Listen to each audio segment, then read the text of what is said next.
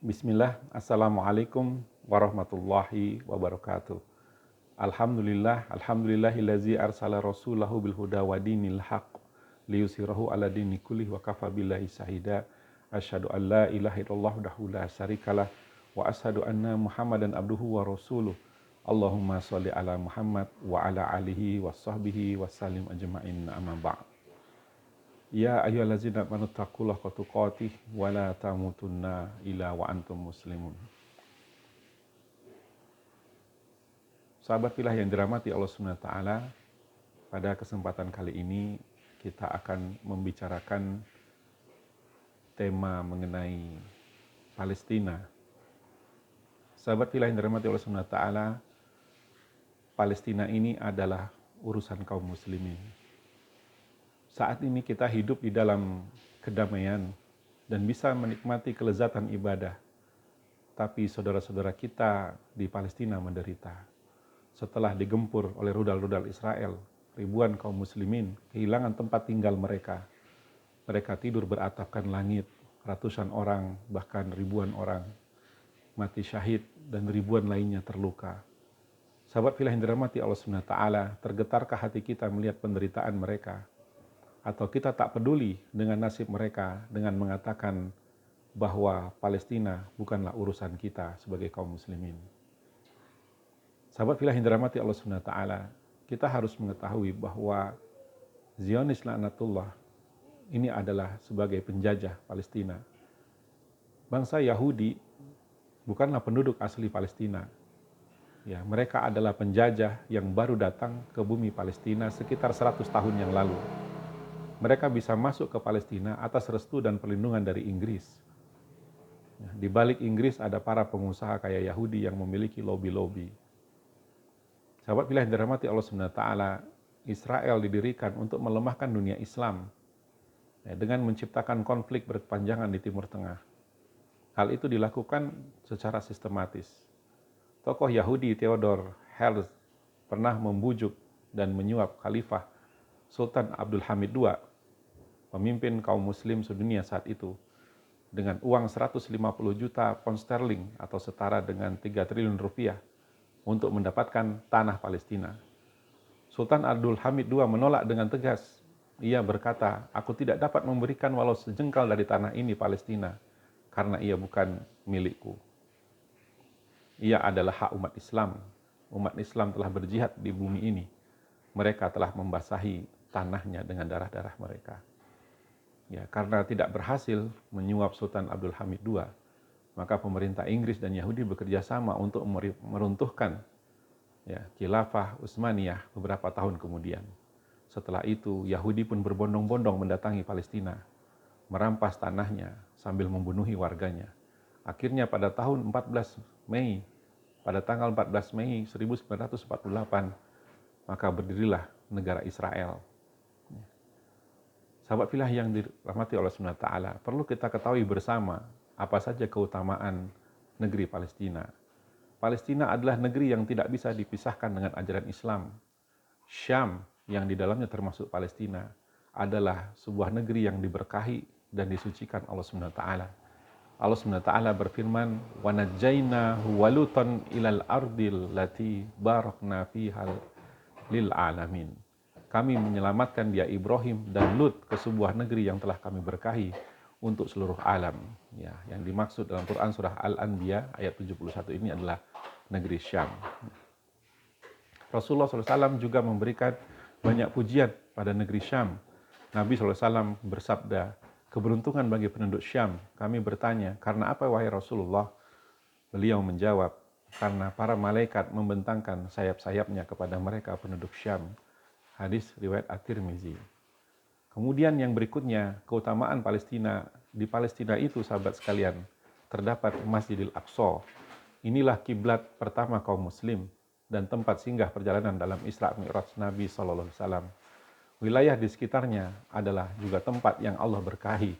Seperti yang Allah firmankan dalam Quran surat Al-Isra ayat 1, "Subhanallazi asra bi abdihi lailam minal masjidil haram ilal masjidil aqsa allazi barakna haulahu linuriyahu min ayatina innahu huwas samiul basir."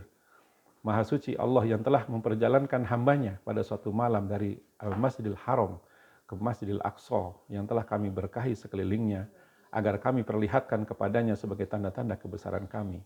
Sesungguhnya dia adalah maha mendengar lagi maha mengetahui. Quran Surat Al-Isra ayat 1. Seandainya kita senantiasa bercerita ya, berkaitan dengan Masjidil Aqsa ke anak-anak kita, ke cucu kita, lalu ternyata gitu ya, Masjidil Aqsa-nya sudah dihancurkan gitu ya oleh musuh-musuh Allah Subhanahu wa taala, maka apa yang akan kita katakan kepada mereka gitu ya? Ya, bukankah nanti musuh-musuh Allah akan mengatakan bahwa ya mana gitu ya kebenaran Islam gitu ya. Kalau memang Masjidil Aqsa adalah tempat yang diberkahi gitu ya, kenapa bisa dihancurkan seperti itu? Ya, maka seluruh upaya pada hari ini gitu ya untuk menghancurkan Masjidil Aqsa ya harus kita halangi, harus kita perjuangkan ya bagaimana supaya Masjidil Aqsa ya bisa tetap tegap ya, tetap berdiri di muka bumi ini ya sebagai saksi atas perjalanan kaum muslimin, sebagai tempat yang senantiasa diberkahi, dan mudah-mudahan suatu hari kelak kita semua dapat melaksanakan sholat berjamaah di Masjidil Aqsa. Amin ya Allah ya Rabbal Alamin. Fakta berkaitan dengan masalah Palestina hari ini, sahabat fillah yang dirahmati Allah Subhanahu wa taala. Pertama, ya faktanya wilayah Yerusalem menjadi bagian dari negeri-negeri Islam dengan status sebagai tanah Quds sejak era kekhilafahan Umar bin Khattab radhiyallahu anhu pada tahun 637 Masehi. Khalifah Umar menerima penyerahan tanah tersebut dari uskup Yerusalem yang bernama Sopronius. Kedua, kaum muslimin terikat dengan kaum Nasrani Yerusalem untuk melindungi negeri tersebut lewat perjanjian Umayyah. Dalam perjanjian tersebut, khilafah berkewajiban memberikan jaminan kepada kaum Nasrani, baik terkait harta, jiwa, dan ibadah mereka. Khilafah juga diminta untuk tidak mengizinkan orang-orang Yahudi tinggal bersama kaum Nasrani dan kaum muslimin di Yerusalem. Khalifah Umar kemudian menjamin tidak ada satupun orang Yahudi yang lewat dan bermalam di wilayah tersebut. Kesimpulannya, sahabat wilayah yang dirahmati Allah Subhanahu wa taala, haram bagi kita hukumnya mengakui keberadaan negara Zionis Israel di Palestina. Haram pula mengambil solusi dua negara yang diusulkan PBB dan negara-negara barat. Semua itu hakikatnya sama dengan mengakui keberadaan negara agresor Zionis di tanah air kaum muslimin. Ya, ibaratnya begini, seandainya kita memiliki tanah ya dan bangunan, ya tiba-tiba di suatu hari ya tanah dan bangunan kita itu dirampas oleh orang lain, gitu ya. Kemudian apakah kita akan ridho gitu ya, membiarkan ya dan mengakui bahwa tanah itu milik orang yang merampasnya? Tentu tidak, sahabat sekalian. Ketika kita memiliki tanah kemudian dirampas gitu ya oleh orang yang zolim gitu ya, maka kita pasti akan memperjuangkan untuk membebaskan tanah tersebut dari penguasaan. Itulah yang harus kita lakukan. Jadi kita tidak boleh mengakui keberadaan negara Zionis yang sudah jelas-jelas merampas tanah milik kaum muslimin. Kemudian yang kedua, solusinya tidak ada jalan lain untuk mengusir penjajah Israel dari Palestina. Ya, justru kita harus melakukan upaya yang benar-benar konkret gitu ya untuk melepaskan segala bentuk penderitaan bangsa Palestina ya dengan memperjuangkan kemerdekaan mereka. Ya, bukan berdamai dengan penjajah, dan Israel hanya bisa diusir dari tanah suci dengan mengerahkan pasukan militer. Terbukti jalan damai selama ini hanya memperlama penderitaan rakyat Palestina dan memperkecil wilayah Palestina. Kita senantiasa berdoa kepada Allah Subhanahu wa taala semoga pasukan-pasukan terbaik dari umat ini gitu ya segera bergerak gitu ya untuk membebaskan Palestina ya, dan mudah-mudahan para mujahidin di Palestina mereka selalu gitu ya melakukan perjuangan-perjuangan yang tidak henti-hentinya, dan mudah-mudahan Allah memberikan kekuatan dan kemenangan kepada mereka semua. Allahumma surna ikhwana mujahidina fi Palestina. Ya. Allah SWT memerintahkan kita ketika kita diusir dari tanah kita ya untuk berjihad gitu ya melawan orang-orang yang mengusir kita. Allah SWT berfirman dalam Quran surah Al-Baqarah ayat 191, waqtuluhum haitsu saqiftumuhum wa ahrijuhum min haitsu akhrajukum. Perangilah mereka di mana saja kalian menjumpai mereka, dan usirlah mereka dari tempat mereka telah mengusir kalian. Jadi ketika kita diusir oleh orang-orang yang zalim gitu ya untuk pergi dari tanah kelahiran kita, tanah yang kita cintai, tanah yang betul-betul adalah tanah milik kita kaum muslimin, gitu ya. Maka berjihad untuk menentang orang yang merampas tanah tersebut adalah suatu hal yang dianjurkan di dalam Islam ini. Ya, maka kita berdoa kepada Allah Subhanahu wa taala, semoga saudara-saudara kita bangsa Palestina diberikan kekuatan ya untuk berjihad ya memerangi musuh-musuh Allah sampai mereka meraih kemenangan dan kemerdekaan. Amin ya Allah. Terakhir yang ingin disampaikan dalam kesempatan kali ini adalah apa yang bisa kita lakukan saat ini berkaitan dengan Palestina. Yang pertama adalah terus mendoakan saudara-saudara kita di Palestina yang sedang mempertahankan dan memperjuangkan tanah mereka dan Masjidil Al-Aqsa dari cengkraman Zionis laknatullah. Jangan pernah berhenti mendoakan saudara kita itu, wahai sahabat sekalian. Kemudian yang kedua, berikan bantuan dengan cara apa saja, baik berupa dana dan hal lainnya, ya untuk mendukung perjuangan saudara kita di Palestina. Sisihkan harta benda kita gitu ya, kemudian dana yang kita miliki gitu ya untuk diinfakkan ya untuk membantu saudara-saudara kita di Palestina. Ya, kemudian yang ketiga, jangan pernah berhenti melakukan boikot. Ya, kita tahu bahwa perusahaan-perusahaan yang harus kita boikot itu telah terbukti memang memberikan aliran dana.